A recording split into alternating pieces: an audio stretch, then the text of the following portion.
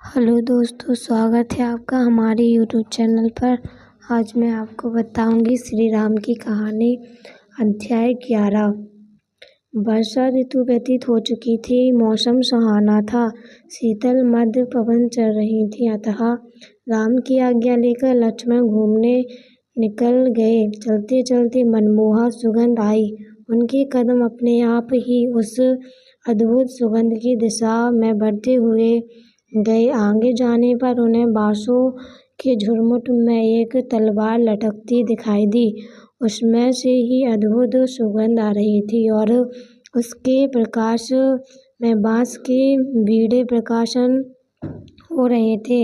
लक्ष्मण ने वह तलवार उठाई और उसकी तीव्रता जानने के लिए उसे बांस के बीड़े पर चला दी। तेज धार वाली उस लकड़ के बांस में पड़े हुए साथ साथ उनके बैठे सबूक के दो हिस्से हो गए। तलवार पर लगे खून को देखकर उन्हें गलती का एहसास हुआ, पर अब पश्चाताप होत क्या। जब चिड़िया चुग गई खेत, इतना सूचना राम को देने के लिए वे तलवार को लेकर उनके पास जाने को उकत हुए। शंभुक के मरते ही खड्ग के राक्षस और हजारों देव लक्ष्मण के हाथ में खड्ग देखकर बोले कि तुम हमारे स्वामी हो। लक्ष्मण को लौटने में देरी होते देखकर राम चिंतित हुए और जटायु से बोले कि तुम लक्ष्मण का पता लगाने जाओ। तभी सीता बोली कि वे तो हाथ में अद्भुत कटार लिए इधर चले आ रहे हैं। पास आने पर उन्होंने राम को प्रारंभ से अंत तक के सभी समाचार सुनाए, जिसे सुनकर राम गंभीर पूर्वक बोले कि तुम्हें जो पंचायती मानव का वध हो गया है उसका तो परिणाम हमें भुगतना ही पड़ेगा, और जो तुम्हें वनस्पतियों प्रतिकटकाय जीव का वध किया उसका भी तुम्हें प्रयत्न करना चाहिए। वनस्पति में भी जीव है, उन्हें भी दुख होता है और उनके देहन भेदन करने से न केवल उन्हें दुख होता है अपितु उनका मरण भी हो जाता है। उनके दुखों से अनभिज्ञ हम निंद्रित होकर अपनी जिज्ञासाओं की अभिलाषाओं की पूर्ति के लिए उन्हें नियंत्रण तोड़ने रहते हैं, काटते रहते हैं। यह अच्छी बात नहीं है। उनके बीच में बातें हो रही थी कि अचानक उन्हें एक स्त्री की रोने की आवाज़ सुनाई दी। आवाज़ सुनकर वे तीनों बाहर आए और सीता ने उस स्त्री से रोने का कारण पूछा। वह स्त्री बोली, मेरे माता पिता नहीं है, मैं अनाथ अकेली वन में बहुत दिनों से भटक रही हूँ। आज मेरे पाप कर्म के नाश से आपने दर्शन दिए हैं और मृत्यु मेरा वरण करे। उससे पहले यदि आपके कोई मेरा वरण करे तो अच्छा रहेगा। अपना उलझनों में उलझे हुए कुछ देर पहले हटी घटना में खोए वे दोनों भाई चुपचाप दोनों को उदासीन देखकर वह स्त्री वहाँ से चल दी। वह सोचती है कि मैं सम्राट दशानन की बहन महाबलीशाली खरदूषण की पत्नी चंद्रनखा अपने बेटे के दुख को भूलकर उनके अपनाने आई हूँ। यह उन्होंने मेरा तिरस्कार किया है, अब मैं इसका बदला लेकर ही रहूँगी। चंद्रनखा के जाने के बाद उसके रूप में मुग्ध लक्ष्मण सोचते हैं कि अपनी समस्या में उलझने मैंने उस सुंदरी को व्यर्थ ही ठुकराया, और उस मृगयनी को मैं अब कहाँ खोजूं। वह रूपश्री मुझे अब कहाँ मिलेगी। यह कौन थी। इस प्रकार अनेकों विकल्पों में उलझे हुए रूपश्री को पाने को व्याकुल लक्ष्मण अन्य कार्य का बहाना कर जंगल में उसे ढूंढने निकल पड़े। बहुत खोजने पर भी जब उन्हें उस रूपश्री का पता नहीं चला तो उदासीन से वे लौट आए। राम लक्ष्मण ने इंकार से अपमानित चंद्रनखा अति व्याकुल विलाप करती हुई अपने पति के समक्ष गई। उसके बिखरे बाल, फटे वस्त्र देखकर खरदूषण ने इस दर्शनीय अवस्था का कारण पूछा। चंद्रनखा ने प्रारंभ से घटनाक्रम बताते हुए कहा कि प्रतिदिन की तरह जब मैं अपने पुत्र सबूक के लिए भोजन लेकर पहुंची तो दूर से मैंने उस बांस के बीड़े को काट दिया जिसके नीचे सबूक में 12 वर्ष तपस्या करके सूर्यहास खड्ग की सिद्धि की थी। पास में जाने पर जब मेरे बेटे का सिर भी कटा देखा तो कुछ पल को तो मैं बेहोश हो गई। होश में आने पर जब मैं बेटे की मृत्यु का बदला लेने उस व्यक्ति के पास गई तो उसने मेरे से अनीति विचारी और मेरी यह दुर्दशा कर दी। मैं बहुत मुश्किल से अपनी इज्जत बचाकर आई हूँ। इतना सुनते ही आग बबूला होकर खरदूषण तुरंत ही उसने लड़ने को जाने लगा। तब मंत्रीगण बोले कि जिससे सूर्यहास खंडित लिया है वह कोई साधारण व्यक्ति नहीं होगा, इसलिए वहां अकेले जाना उचित नहीं है। अतः दशानन को भी सहायता के लिए सूचना भिजवा देते हैं। मंत्री की सलाह पर खरदूषण ने एक वेशशाली दूत दशानन को सूचना देने के लिए तुरंत ही भेजा। फिर स्वयं विचार करता है कि मेरे शूरवीरता में धिक्कार है जो अन्य सहायकों की इच्छा करती है। मेरी वह भुजा किस काम की जो अपनी ही अन्य भुजा की सहायता चाहती है। इस प्रकार अपनी शक्ति के मद में चूर शत्रु को नगण्य मानता हुआ खरदूषण एकांकी की आकाश मार्ग से उसे मारने जाने लगा और उसे युद्ध को तैयार देखकर उनके 14,000 मित्र भी उनके साथ चल पड़े। और सेना का शब्द सुनकर राम ने अनुमान लगाया कि लक्ष्मण ने जिनका वध किया है उसके भाई बांधव आए होंगे, अथवा उस स्त्री ने अपने बांधवों को हमें कष्ट देने के लिए भेजा होगा। कुछ भी हो, पास आए शत्रु की अपेक्षा उचित नहीं है। अतः वे शत्रु के पास से लड़ने को निकलने लगे। यह देखकर उन्हें रोकते हुए लक्ष्मण बोले कि मेरे रहते आपको कष्ट करने की क्या जरूरत है। यदि मैं विपत्ति में फंसा तो सिंहनाद रहूंगा, तब आप मेरी सहायता के लिए आना। इतना कहकर अस्त्र शस्त्र से सज्जित लक्ष्मण युद्ध के लिए निकल पड़े। आकाश में स्थित विद्याधरों ने बाण, चक्र, भाले आदि विभिन्न शस्त्रों से उन पर वार करना प्रारंभ किया, जिन्हें लक्ष्मण ने अपने बाणों से बीच में ही रोक दिया। इस प्रकार लक्ष्मण व खरदूषण की सेना में घमासान युद्ध होने लगा। खरदूषण के दूत में सबूक वध का समाचार सुनते ही क्रोधित दशानन शीघ्रता से बहनोई की सहायता के लिए पुष्पक विमान में बैठकर दखंड कवन की ओर रवाना हो गए। दंडक वन में प्रवेश करते ही दशानन ने एक अपूर्व सुंदरी नजर आई, जिसके रूप को देखकर दशानंद ने मन को वासना जागृत हो गई और सबूक वध से उपज क्रोध नष्ट हो गया। वह सोचने लगा कि मेरे आने का किसी को पता नहीं चला और उससे पहले ही मैं सुंदरी को ले जाऊं। अतः उसने अवलोकनी विद्या से उस स्त्री के बारे में पूछा। अवलोकनी विद्या ने उसका नाम, कुल आदि बताकर कहा कि यह राम की स्त्री है। सबूक का वध करने वाला राम का भाई लक्ष्मण खरदूषण ने लड़ने आया है और राम से यह कह गया है कि जब मैं सिंहनाद करूं तब तुम मेरी सहायता के लिए आना। यह सब जानकारी हासिल करके दशानन सोचता है कि वह पुत्र शोक के अत्यंत क्रोधित खरदूषण शत्रु समूह से ही आगे है, तो फिर यहाँ तो मात्र 2 ही व्यक्ति हैं जिन्हें वह अपनी शक्ति व शास्त्रों से पल भर में ही मार डालेगा, अतः यहाँ मेरी कुछ विशेष आवश्यकता नहीं है। अब मैं सीता को प्राप्त करने का उपाय करता हूँ। फलस्वरूप जब खरदूषण और लक्ष्मण में घमासान युद्ध हो रहा था, तब दशानन ने कृत्रिम सिंहनाद कर हे राम कहा, जिससे सुनकर व्याकुल चित राम सीता को जटायु के संरक्षण में छोड़कर लक्ष्मण की सहायता को गए।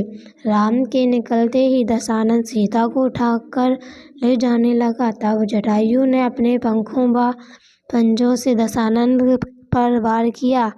यथेष्ट कार्य से विघ्न देखकर दशानन ने क्रोधित हो उस पक्षी के पंख काट दिए, जिससे वह जमीन पर गिरकर बेहोश हो गया। दशानन पुष्पक विमान में सीता को बैठाकर लंका की ओर बढ़ने लगा। जटायु को मरण शस्त्र देखकर और अपने को अपहरण जानकर सीता विलाप करने लगी। पति में आकर्षित सीता के विलाप को देखकर दशानन कुछ व्यक्त सा होकर सोचता है कि जो किसी अन्य में आसक्त है, ऐसी स्त्री से मुझे क्या प्रयोजन, मैं इसे मार डालूं। नहीं, यह भी उचित नहीं है कि एक स्त्री की हत्या करूं।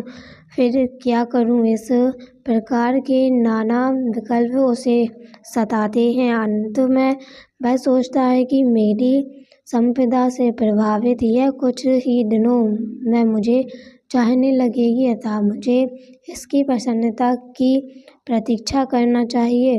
सीता बार बार पुकार रही थी, हे भाई भंडमंडल, मुझे बचाओ। हे लक्ष्मण, तुम कहाँ हो? यह दुष्ट मुझे मेरे पति से दूर ले जा रहा है। आकाश मार्ग से जाते हुए रत्नजटी विद्याधर ने सीता का यह करुण कीर्तन सुना और उन्हें अपने स्वामी भावमंडल की बहन जानकर बचाने का प्रयत्न करने लगा। तब युद्ध से बचने के लिए दशानन ने उसकी विद्या हर ली।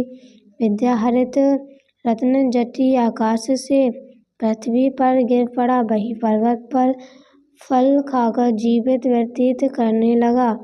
और लक्ष्मण की सहायता के लिए जब राम युद्ध मैदान में पहुँचे तो आश्चर्यचकित से लक्ष्मण ने पूछा कि सीता को अकेली छोड़कर आप यहाँ क्यों आए? राम ने जब सिंहनाद की बात बताई तो चिंतित लक्ष्मण बोले कि यह दुश्मन की ही कोई चाल होगी, मैंने कोई सिंहनाद नहीं किया। आप शीघ्र ही भाभी के पास जाइए। इतना सुनते ही अनिष्ट की आकांक्षा से भयभीत राम तुरंत कुटी पर पहुँचे, परंतु जो दुर्घटना घटनी थी वह घट चुकी थी। सीता वहाँ नहीं थी और जटायु मरण संत्र पड़ा हुआ था। राम ने सर्वप्रथम जटायु को मड़ुक कारण मंत्र सुनाया। जटायु समाधि मरण कर स्वर्ग में देव हुआ और अनंतर राम सीता को खोजने लगे। और वन में जब लक्ष्मण खरदूषण का युद्ध चल रहा था, तब खरदूषण से बदला लेने का इच्छुक विराधित योग्य वीर साथी की तलाश में घूमता हुआ वहाँ दिखाई दिया। और जब उसने सेना सहित खरदूषण से लक्ष्मण को अकेली मुकाबला करते हुए देखा तो लक्ष्मण को कोई नरोत्तम जानकर वह तथा खरदूषण से बदला लेने का उत्तम मौका समझकर अपनी सेना सहित लक्ष्मण के पास गया तथा लक्ष्मण से कहा कि आप खरदूषण को संभालो, मैं सेना को देखता हूँ। विराधित की सहायता से लक्ष्मण ने कुछ देर में ही खरदूषण को मारकर युद्ध जीत लिया और उसकी पाताल लंका का राज्य विराधित को दे दिया। युद्ध समाप्ति पर जब लक्ष्मण कुटी पर पहुँचे तो राम को शोकगमन देख वह सीता कहीं दिखाई नहीं दी। लक्ष्मण के पूछने पर जब राम सीता के हरण व जटायु की मृत्यु का समाचार सुना ही रहे थे कि अचानक सेना का शब्द सुनकर राम अत्यधिक चिंतित हुए। लक्ष्मण ने उन्हें बताया कि यह शत्रु सेना नहीं अपितु राजा चंद्रोदय के पुत्र विराधित की सेना का शब्द है। युद्ध में इसने बहुत सहयोग किया है, मैंने शीघ्र ही शत्रु पर विजय हासिल की है और अब यह आपसे मिलने के सदल बल आ रहा है। कुशल क्षेम की चर्चा के उपरांत लक्ष्मण ने विराधित से कहा कि मेरे बड़े भाई की पत्नी सीता को किसी दुष्ट ने छल से हर लिया, अतः यदि उसके वियोग में राम ने प्राण छोड़ दिए तो मैं निश्चित ही अग्नि में प्रवेश करूँगा। इस विषय में तुम्हारी कोई उपाय करो। और सीता के आसपास न मिलने पर विराधित ने राम लक्ष्मण को सलाह दी कि अब आप मेरे साथ पाताल लंका चलें, वहीं से हम सीता की खोज जारी रखेंगे। यहाँ अधिक देर तक रहना उचित नहीं है, क्योंकि खरदूषण की मृत्यु का समाचार सुनकर उसके परम मित्र किष्किंध तापति सुग्रीव, इंद्रजीत, भानुकर्ण, हनुमान जो कि उसका जवाई भी है, आदि परमवीर हम पर वार करेंगे। दंड पर्वत के गुफाधार के नीचे स्थित सुंदर नगर अकल्प पाताल लंका के आकाश में गमन करेंगे। विद्याधर ही जा सकते हैं। विद्या से रहित मनुष्य के लिए यह अत्यंत दुर्गत है कि शत्रु का प्रवेश उसमें सहज साधनता की ओर है, और अतः हमें वहां चलकर सुरक्षित होकर ही सीता की खोज करना चाहिए। राम लक्ष्मण को भी यही उचित प्रतीत हुआ, अतः वे सभी पाताल लंका की ओर बढ़े। उन्हें आता देखकर खरदूषण का छोटा बेटा अपनी माँ के साथ अपने मामा दशानन के पास गया। दशानन ने लंका में आकर सीता को पटरानी बनाने का प्रलोभन दिया, मायामयी सर्प, बिच्छू आदि भयानक जानवरों से डराया। इस प्रकार अनेक कष्ट देखते हुए उसने साम दाम दंड भेद सभी नीति अपनाई, पर सीता ना तो भयभीत होकर दशानन की शरण में आई और ना ही धन दौलत का प्रलोभन ही उन्हें डिगा सका। नारी का हृदय प्रेम से जीता जाता है, ताकत से नहीं। बंधनों में रखकर कोई उसे अपना नहीं बना सकता। दशानन की कैद में रहते हुए सीता ने प्रतिज्ञा की कि जब तक पति की कुशलता के समाचार नहीं मिलते तब तक मेरे आहार जल का त्याग है। जब दशानन अपने महल में लौटे तो उन्हें खरदूषण की मृत्यु के समाचार मिले। अपनी रोती बिखरती बहन को धैर्य बांटते हुए उन्होंने कहा कि मैं इसका बदला शीघ्र ही लूँगा, और वे अपने शय्यांश कक्ष में जाकर विचार मग्न हो गए। दशानन को उदास देखकर मंदोदरी ने कहा कि अभी किसी को मारने पर को मैंने आपको इतना शोक व्याकुल नहीं देखा, पर आज खरदूषण की मृत्यु की खबर से आप इतने उदासीन क्यों हैं, बेचैन क्यों हैं?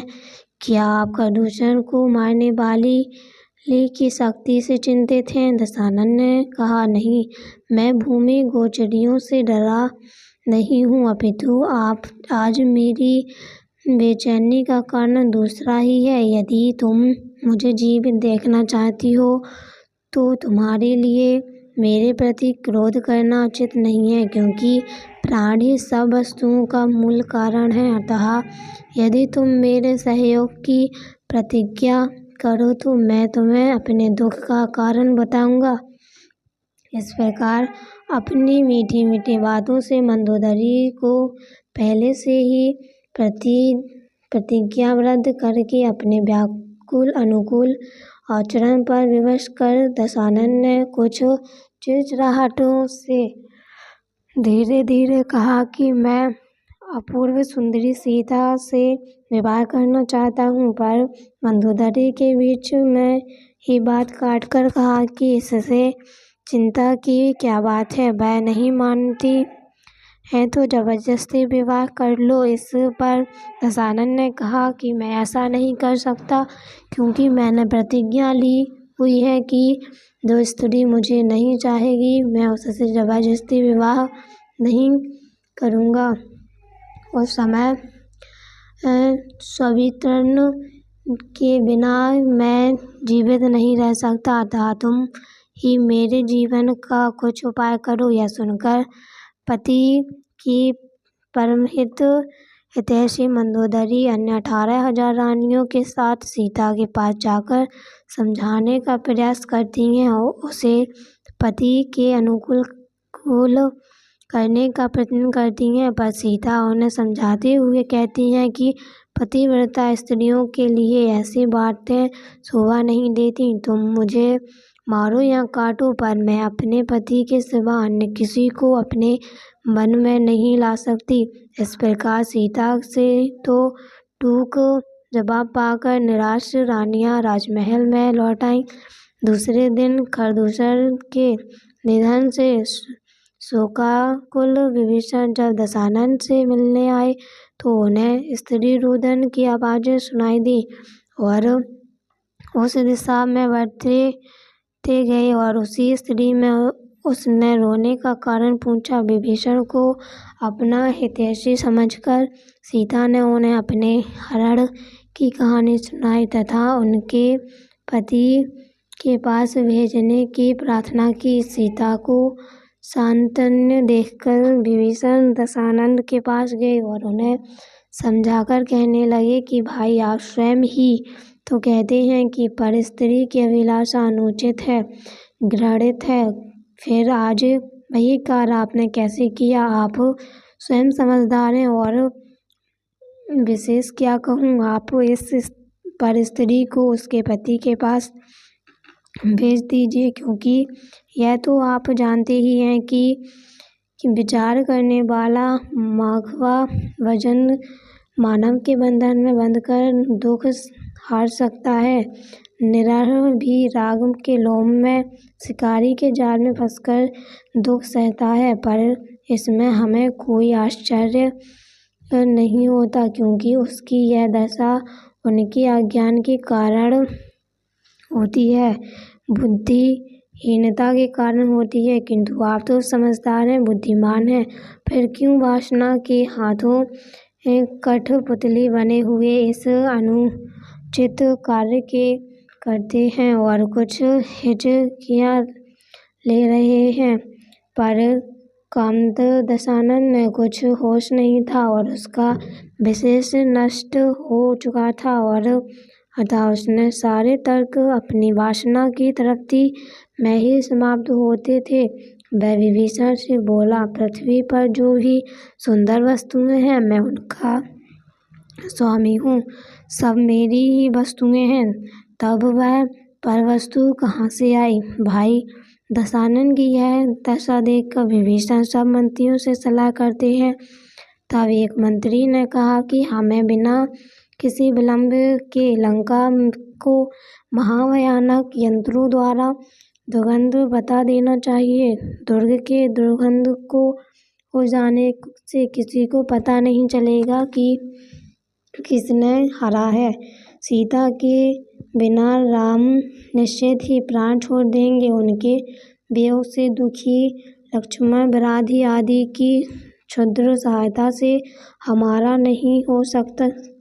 इसी दुर्ग की बाहरी रक्षा को भार सुग्रीव आदि वानरवंशी राजाओं को सौंपना चाहिए, ताकि वे वहाँ रहकर अनंत अंतर का भेद नहीं जान पाए और कार्य सौंपने जाने पर वे समझे। और स्वामी, हम पर प्रश्न आजकल सुग्रीव वैसे भी कष्ट में है, क्योंकि कोई विद्याधर उसका रूप बनाकर उसके राज्य में बैठ गया और उसके इस दुख को सिर्फ दशानन की ओर दूर करते हैं। और अतः सुग्रीव अधिक तत्परता से दुर्ग की रक्षा करेगा। इस कारण निश्चित कर सभी मंत्री अपने अपने घर चले गए और विभीषण ने सुरक्षा के यथायोग्य व्यवस्था की।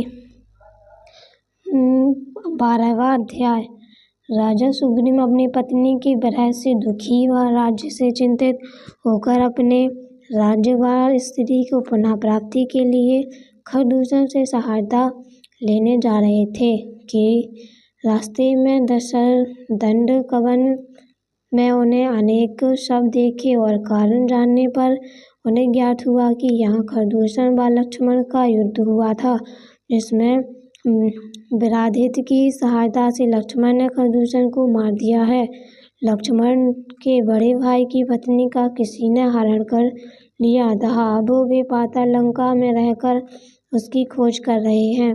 खरदूषण की मृत्यु के समाचार से सुग्रीव अत्यंत दुखी हुआ, क्योंकि खरदूषण के अतिरिक्त और कौन उसके दुख को दूर करने के समर्थ हो सकता है। सुग्रीव सोचता है कि दशानन यदि महाबलवान कर पाने से क्रोधावेश में दोनों को ही मार डालेगा तो अर्थन हो जाएगा।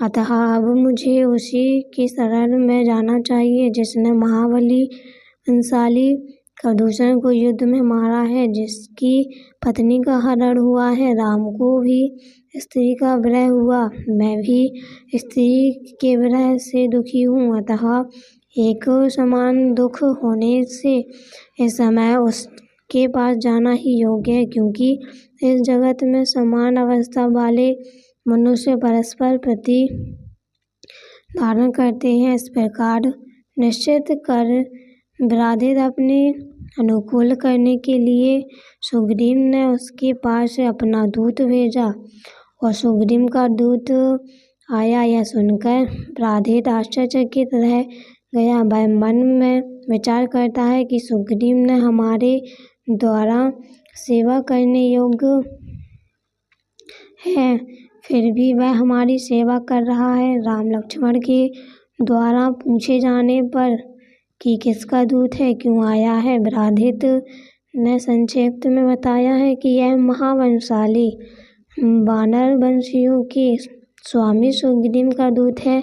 इसके अंगद नामक पुत्र व सुतारा नामक पत्नी, जिसके द्वारा रूप पर मुग्ध किसी विद्याधर ने सुग्रीव का रूप बनाकर उसके राज्य पर कब्जा किया, पर वह सुतारा को अभी नहीं पा सका, क्योंकि कुछ विशेष चिन्हों से सुतारा नकली सुग्रीव को पहचान गई, पर वह अपने पति असली सुग्रीव का साथ भी नहीं पा सकी, क्योंकि मंत्रियों ने अपनी रानी के महल पर कड़ा पहरा बैठा दिया ताकि दोनों में से कोई भी रानी के पास ना जा सके। सुग्रीव व अंग नामक पुत्र पिता के भ्रम को कृतज्ञ सुग्रीव के साथ है। साथ ही मंत्रीगण भी अत्यंत दक्षता के कारण संदेहशील हैं, परंतु सुतारा के कहने से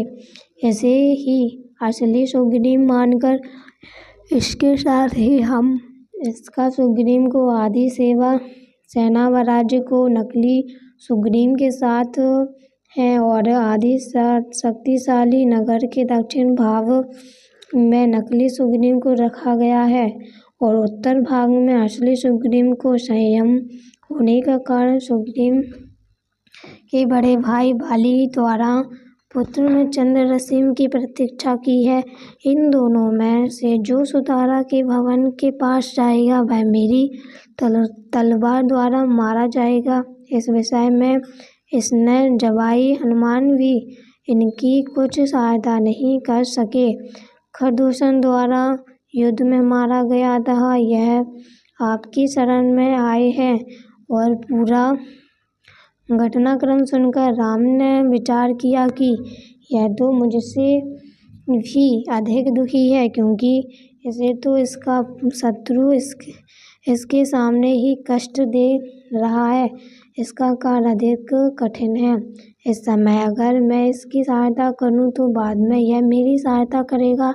कदाचित सहायता में समर्थ न हुआ, मैं तो निगर्थ मुनि होकर मोक्ष का साधन करूँगा, यह निश्चित कर राम ने सुग्रीव से कहा कि मैं तुम्हें तुम्हारा राज्य व स्त्री दिलवा दूंगा, पर बाद में मुझे सीता की खोज में सहायता करना। इतना सुनते ही गदगद सुग्रीव बोले, मेरा काम होने के 7 दिन के अंदर मैं सीता का पता लगा कर दूंगा, यदि पता न लगा पाया तो अग्नि में प्रवेश करूंगा। राधित की सेना व राम लक्ष्मण के साथ केशधारपुर पहुंचे और पर असली सुग्रीव ने नकली सुग्रीव के पास दूत भेजा और नकली सुग्रीव ने उसका तिरस्कार किया और स्वयं सेना द्वारा वहां चले गए। इस प्रकार उसने सुग्रीव के पास दूत भेजा। अंत में नकली सुग्रीव असली सुग्रीव गदा पर वार किया, जिससे असली सुग्रीव बेहोश हो गया, गिर पड़ा और नकली सुग्रीव उसे मरा समझकर प्रसन्नता पूर्वक नगर में चला गया। असली सुग्रीव को उसके पक्ष में लोग उठा के ले आए और होश में आने पर उसने राम से पूछा कि आपने हाथ में आए शत्रु को क्यों छोड़ा। इस पर राम बोले कि लड़ते हुए दूर से तुम दोनों एक सा रूप देखकर मुझे संदेह हो गया, अतः मैंने सोचा कि कहीं भूल में तुमसे तुम्हारा ही वध न हो जाए, अतः आज मैंने शत्रु को मारना उचित नहीं समझा।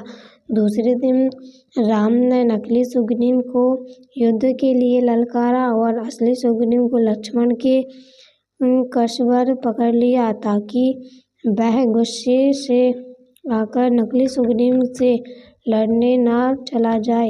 जब राम नकली सुग्रीव को ललकारते हुए उसके सामने आए तो नकली सुग्रीव ने रूप परिवर्तन बैतराली विद्या भाग ली। बैतराली विद्या के चले जाने पर साहसगति विद्याधर अपने असली रूप में आ गया, जिसे देखकर सभी का भय भ्रम भंग हो गया और सभी वानरवंशी सोचने लगे कि अरे यह तो वही विद्याधर है जो कि विवाह के पहले ही सुतारा के रूप में पर मग्न था। इसके सुतारा के पिता के पास विवाह का प्रस्ताव भी भेजा था। सुतारा के पिता को भी इससे कोई ऐतराज न था, पर जब निर्मित ज्ञानी ने इसे अल्पायु बताया तो सुतारा के पिता ने उसका विवाह सुग्रीव से कर दिया। और उचित ही है, क्योंकि अल्पायु पुरुष को कौन माता पिता अपनी कन्या को देना चाहेंगे। पर यह कौन जानता था कि सुतारा को पाने की चाहत में अंधा हुआ साहसगति उसके विवाह होने पर भी इस प्रकार की अनुचित चेष्टा भी कर सकता है। इसलिए तो कहा गया है कि कामाध्य व्यक्ति क्या क्या नहीं कर सकता। साहसगति के इस असली रूप को देखकर सभी वानरवंशी सेना एक होकर और राम के युद्ध में साहसगति को मारकर सुग्रीव का राज्य व पत्नी को दिलाकर अपने वचन को पूरा करने लगे। गति में इस प्रकार असली रूप को देखकर सभी वानरवंशी सेना एक हो गए और राम ने युद्ध में साहसगति को मारकर सुग्रीव का राज्य व पत्नी उसे लौटाकर अपना वचन पूरा किया। इस प्रकार उन दोनों के साथ वह चले गए। सुग्रीव ने अपनी 13 पुत्रियों का विवाह राम से किया। इन पुत्रियों के ने राम के मन में को बहलाने के लिए बहुत प्रयास किया, पर सीता के विरह से अंकुरित राम को वे प्रसन्न रहते थे और उनके द्वारा एक एक दिन गिनकर कटा, पर सुग्रीव की तरह से सीता की खोज के अनुसार समाचार नहीं मिले। राम सोचते हैं कि सुग्रीव तो राज्य व पत्नी प्राप्त कर आमोद प्रमोद में मस्त हो गए और उसे ना तो अपने वचन की याद है और ना हमारे दुख की। सीता की याद में भाई को अत्यंत दुखी देखकर लक्ष्मण क्रोधित होकर सुग्रीव के महल में गए और बोले, तू अपना वचन भूल गया, अब मैं तुझे भी तेरे शत्रुओं के पास पहुंचा देता हूँ। यह सुनते ही सुग्रीव को अपने वचन की याद आई और उन्होंने लक्ष्मण से माफ़ी मांगी। उन्होंने तुरंत अपने सैनिकों व गुप्तचरों को चारों दिशाओं की ओर खोज के लिए भेजा। भामंडल को इतनी सूचना भेजी और इस प्रकार स्वयं को आकाश मार्ग से सीता को ढूंढने तथा जब वे महेंद्र पर्वत पर पहुंचे तो वहां अत्यंत भयभीत दयनीय अवस्था में पड़े हुए रत्नजटी को देखकर रत्नजटी सोचता है कि लंका विधिपति दशानन ने ही इसे हमारे मारने के लिए भेजा है। अतः व्यग्र भाव से वह अपने आप को छिपाने का प्रयास करने लगा।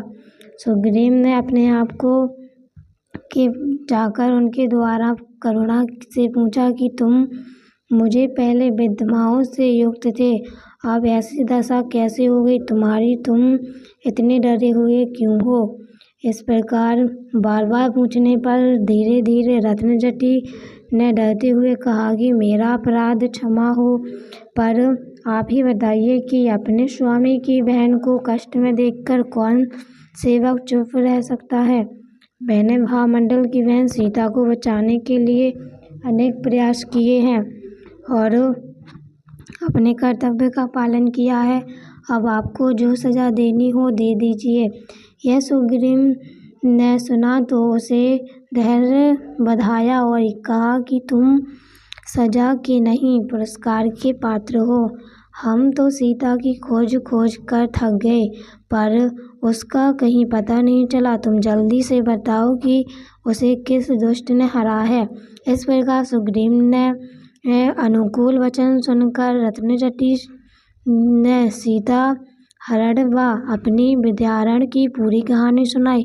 सुग्रीव ने उसे अपने साथ लेकर राम के पास गए और राम को बताया कि भरत क्षेत्र के 3 खंडों में अद्वितीय स्वामी कैलाश पर्वत को उठाने वाले समुद्रांतर पृथ्वी जिनके पास है, असुर मिलकर जिसे जीतने में असमर्थ नहीं है। विद्वानों में श्रेष्ठ, धर्म अधर्म के विवेक से युक्त दशानन ने महोब वंश सीता का हरण किया है। राम ने उससे प्रसन्न होकर उसका राज्य उसे दिलवाया तथा अन्य विद्याधर राजा ने पूछा कि लंका कितनी दूर है। राम का प्रश्न सुनकर सभी विद्याधर नीचे मुख कर मौन बैठे रहे और उनका अभिप्राय जानकर राम ने उनसे कहा कि विद्याधरों में से एक ने कहा कि जिसके नाम को सुनकर हम कांपते हैं उसकी आप बात कर कैसे सकते हैं? हम अल्प शक्ति के धारक हो, कहाँ वह त्रिखंडी लंकाधिपति। अतः हम आपको हट छोड़ देना चाहिए और यही मानकर संतुष्ट करना चाहिए कि जो हो गया सो हो गया। राम के अति आग्रह पर उन्होंने लंका के बारे में बताते हुए कहा कि यह सुनकर त्रिकुटाचल पर्वत के शिखर हैं, इसके चारों तरफ खाई है, यह अति सुंदर स्वर्णमयी नगरी है। वहाँ के घर विमान के समान है। जहाँ लंकाधिपति अपने परिजनों के साथ रहता है, उसके 2 भाई हैं, विभीषण और भानुकर्ण। विभीषण बुद्धि के देवों में को जीतने वाला है और त्रिशूल का धारक भानुकर्ण की डेरी भोह युद्ध के देव हैं और वे कह सकते हैं कि मनुष्य द्वारा वह बड़ी बात तो छोड़ो, इसके द्वारा इंद्रजीत व मेघनाद महाबली बलशाली 2 पुत्र हैं। उनके द्वारा उसके छठ को देखकर सभी का गर्व खंडित हो जाता है। उसके चित्र देखने अथवा नाम सुनते ही शत्रु भयभीत हो जाते हैं, तो उससे युद्ध की बात कौन सोचे? अतः यह बात करना ही व्यर्थ है। कोई अन्य बात करो। विद्याधरों की कन्याओं से विवाह कर सुखपूर्वक राज्य करो। यह सुनकर लक्ष्मण बोले, जब वह इतना बलवान था तो एक स्त्री को चुरा कर क्यों ले गया? राम बोले, इस विषय में अधिक कहने से क्या? अब जबकि सीता का पता चल गया है, तब तुम कहते हो कि उसे भूल जाओ, दूसरी बात करो। हमें तो सीता के अलावा और कुछ नहीं चाहिए। सीता को लाना ही एक प्रयोजन है।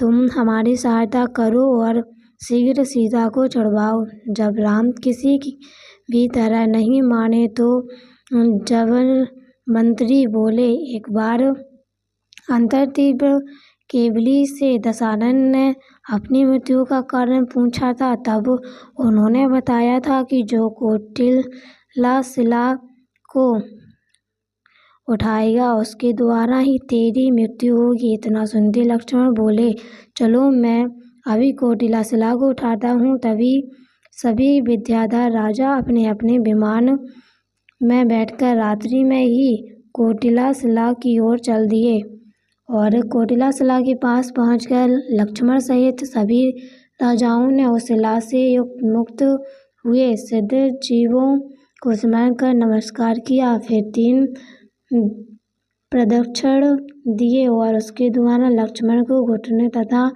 कौटिल्य शिला को उठाया। आकाश में देवों ने जय जयकार किया। इसके पश्चात सभी सम्मेख शिखर, कैलाशगिरी आदि सभी क्षेत्रों की वंदना और फिर लौट आए। लौटकर राज्यों के द्वारा मंत्रियों की तरह तरह की चर्चाएं होने लगी।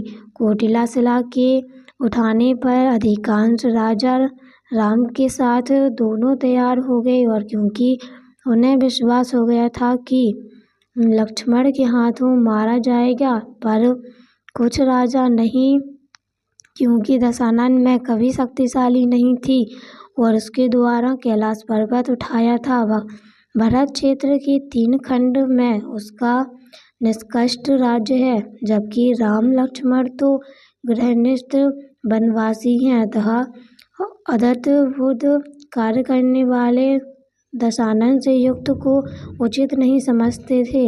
वे राम के विश्वासी राजा भी युद्ध नहीं चाहते थे, अतः विचार विमर्श करते हुए उन्होंने मध्यम मार्ग निकाला कि हमें युद्ध में क्या प्रार्थना चाहिए कि हम वापस बुला लेते। इस प्रकार विश्वास निश्चय कर वे सभी राम के आज्ञा हेतु जब राम के पास पहुँचे तो क्रोधित राम बोले कि वह लोगों द्वारा अब किसकी प्रतीक्षा की जा रही है। आलस्य को छोड़कर त्रिकुटाचल पर चलने की तैयारी क्यों कर रही है। उधर सीता मेरे बिना दुखी हो रही होगी। यह सुनकर नीति निपुण व्रत मंत्री बोले, हे राजन, आप सीता को चाहते हैं या राक्षसों के साथ युद्ध?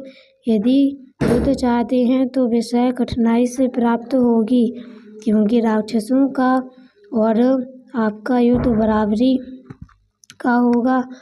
और दशानन भरत क्षेत्र के 3 खंड को शत्रु रहित अद्वितीय सम्राट घातकी खंड नामक दूसरा द्वीप भी उसके संकेत रहता है। वे ज्योतिषी देवों को भी भय उत्पन्न करने वाले हैं।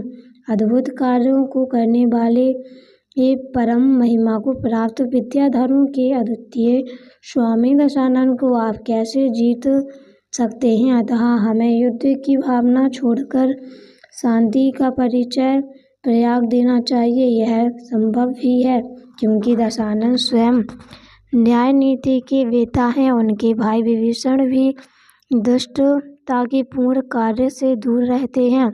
आप गुणों व्रतों का दृढ़ता से पालन करते हैं। दशानन भी वही करते हैं जो विभीषण करते हैं। उस दिनों में निर्वादित परम प्रेम, और यदि वे उसे समझने वाले तो उदारता से अपना उपवश्य के भय से अथवा लोकलाज की वंशीभूत हो दशानंद सीता को भेज देंगे। अतः शीघ्र ही ऐसा किसी व्यक्ति को इस कार्य में नियुक्त नहीं किया जाए जो नीतिपूर्वक दशानन को प्रसन्न करने वाला हो।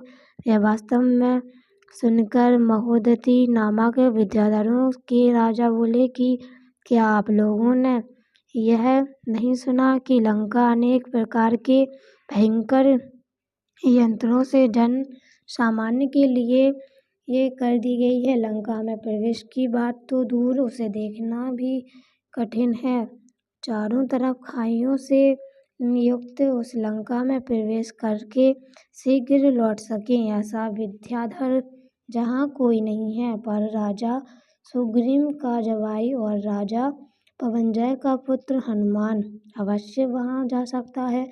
महाबलवान उस पवन पुत्र के दशानन में मित्रतापूर्ण संबंध भी है, अतः दशानन उसकी बात नहीं टालेंगे, इसलिए उन्हें ही दूत बनाकर भेजना उचित रहेगा। इसके बाद श्री भूत नामक दूत हनुमान जी को बुलाने के लिए अवश्य आकाश मार्ग से हनुमान जी के पास गए। अध्याय 13वां। हनुमान राजसभा में शोकमग्न बैठे हुए थे। युद्ध के खरदूषण की मृत्यु के समाचार से वे दुखी थे। तभी द्वारपाल ने लक्ष्मण द्वारा भेजे गए दूत के आने की सूचना दी। अपने सुवासुर के हत्यारे लक्ष्मण के दूत की सूचना सुन पाकर हनुमान बहुत क्रोधित हुए और उनका संदेश सुने बिना ही उसे वापस भेजने लगे। तभी मंत्रियों ने उन्हें बुलाया कि लक्ष्मण ने के भाई राम की आपको दूसरी पत्नी के पिता सुग्रीव का दुख दूर किया और उन्होंने नकली सुग्रीव को मारकर असली सुग्रीव को उसका राज्य वापस दिलाया, जिसकी सहायता करने से आप भी असमर्थ थे। और संपूर्ण घटनाक्रम सुनकर हनुमान शांत हुए और सेना सहित परोपकारी राम से मिलने गए। राम ने हनुमान का सम्मान किया। हनुमान भी राम से विनयपूर्वक मिले और उसने बोले कि आप हमारे ऊपर बहुत उपकार किया है और विद्याबल की विधि के जानने वाले हम लोग भी किसे पहचान नहीं सके और उस सुग्रीव अपराधी साहस गति को युद्ध में मारकर आपने वानर वंश का कलंक दूर किया है, अतः अब आपकी जो आज्ञा हो सो हम करने के लिए तैयार हैं। तब जब मंत्री बोले कि तुम राम के दूत बनकर शीघ्र ही लंका जाओ और वहाँ किसी से विरोध नहीं करना, यह सुनकर हनुमान जाने की आज्ञा मांगते हुए बोले कि मैं वहाँ जाकर दशानन को समझाऊंगा, वह बुद्धिमान है, अतः शीघ्र समझ जाएगा और मैं आपकी पत्नी को वापस ले आऊँगा। हनुमान को जाने में तत्पर देखकर राम ने सीता को संदेश भेजा। मनुष्य देह अति दुर्लभ है, उसमें भी जिन धर्म का मिलना दुर्लभ है और उसने भी समाधि मरण अति दुर्लभ है, अतः तुम धर्म को मत त्यागना। तुम मेरे वियोग से सुखी होकर यद्यपि जीवन त्याग न चाहती होगी, पर खोटे परिणामों में मरना व्यर्थ है, अतः जीवन का त्याग करना उचित नहीं है। इतना कहकर सीता के विश्वास हेतु उन्होंने अपने नाम से मुद्रिका का हनुमान को दे दी। सीता का चूड़ामणि साथ लाने को कहा। इस प्रकार राम ने विदा लेकर हनुमान सेना सहित लंका की ओर चल दिए। लंका जाते हुए रास्ते में महेंद्र नगर को देखकर हनुमान को अपने जन्म की कहानी याद आ गई। वे विचार करने लगे कि मेरे नाना ने मेरी माँ को गर्भावस्था में घर से बाहर निकाल दिया था, अतः मुझे अब इनका गर्व दूर करना चाहिए। और उन्होंने यह युद्ध का नगाड़ा बजा दिया। युद्ध फेरी सुनकर सर्वप्रथम राजा महेंद्र का पुत्र सेना सहित युद्ध के लिए मैदान में आया। दोनों ओर की सेनाओं में घमासान युद्ध हुआ।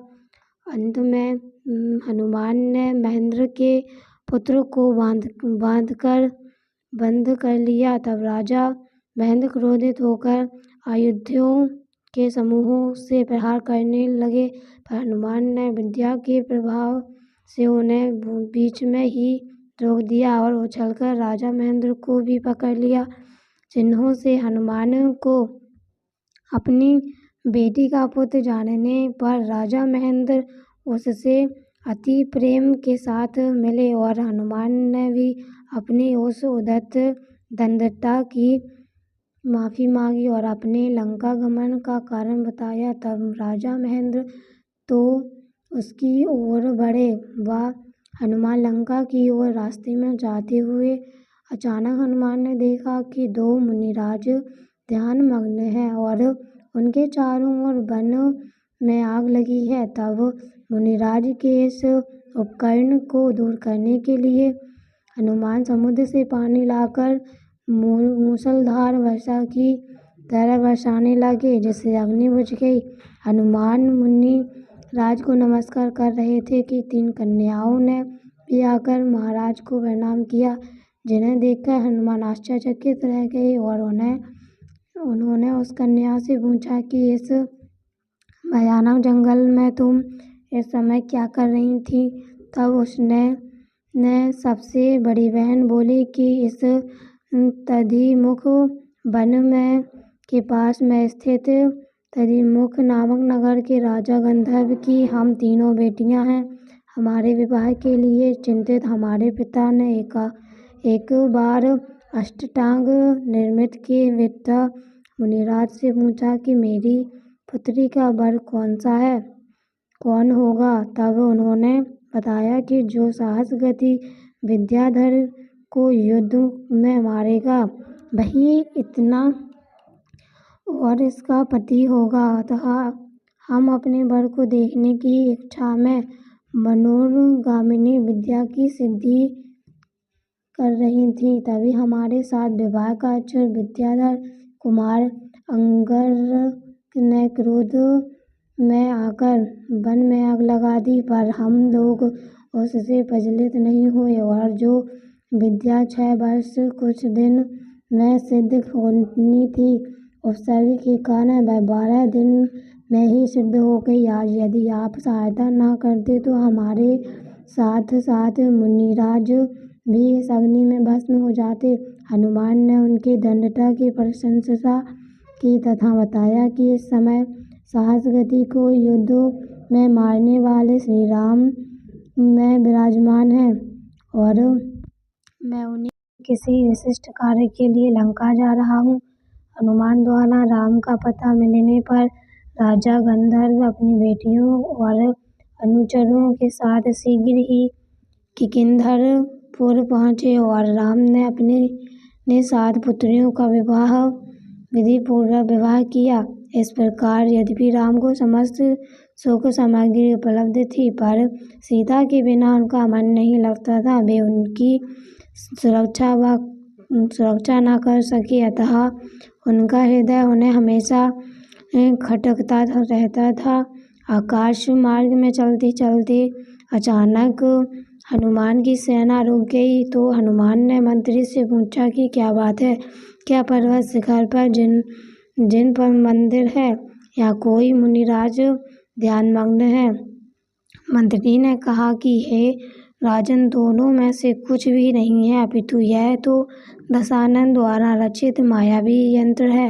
अनेक प्रकार के मुखों से युक्त शब्द को भयचड़ करने वाला वह मायावी कोटि देवों द्वारा भी मुक्त है। यह कोट भयंकर पुतलियों से युक्त है और उसके द्वारा फैलाए हुए सर्प फुंकार रहे हैं। जलते हुए अंगारों से युक्त इस कोट के पास जो मनुष्य जाता है वह जीवित लौटकर नहीं आता है।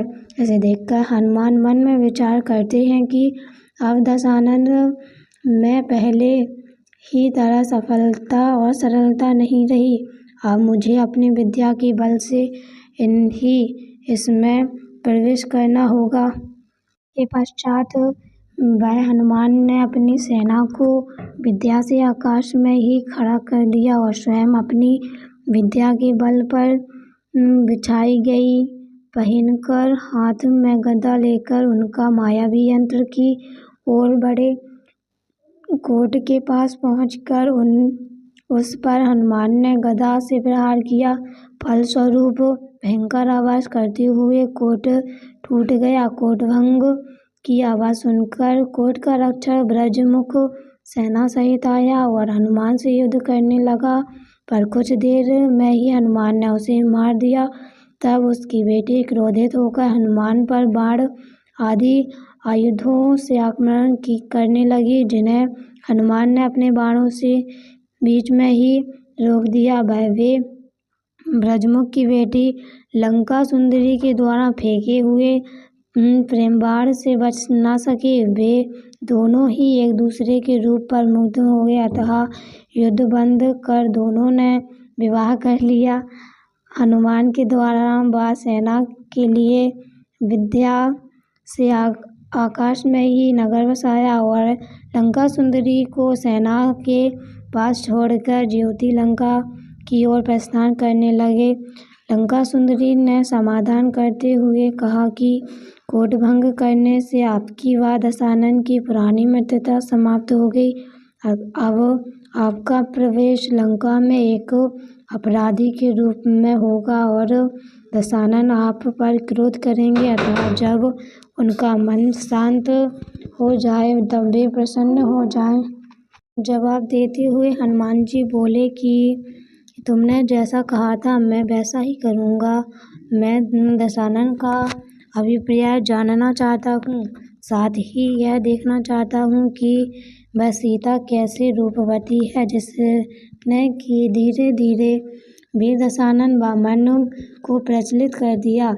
एक प्रकार लंका सुंदरी को अपने वचनों से अस्वृत कर हनुमान निशांक होकर लंका में प्रवेश किया। हनुमान लंका में सर्वप्रथम विभीषण से मिलने गए।